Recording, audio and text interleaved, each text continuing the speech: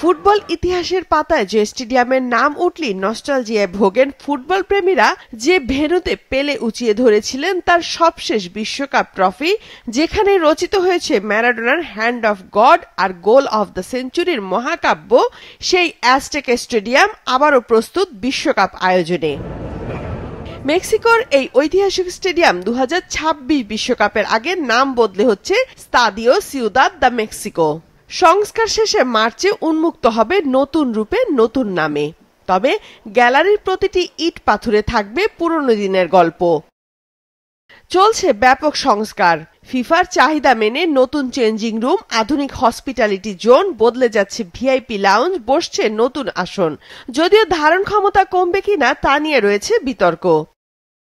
সমুদ্র পৃষ্ঠ থেকে 7000 ফুট ওপরে দাঁড়িয়ে থাকা ল্যাটিন আমেরিকার সবচেয়ে বড় স্টেডিয়াম মেক্সিকো জাতীয় দলের গর্ব, বিশ্ব ফুটবলের অমর প্রতীক।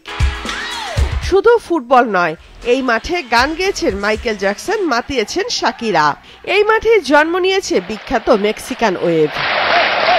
বিশ্বের যে কোনো গ্যালারিতে এখন সবাই মাতে এই মেক্সিকান ওয়েভে। এই গ্যালারিগুলো আরো জানে উল্লাস আর কান্না দুই কিভাবে গড়িয়ে পড়ে একসঙ্গে।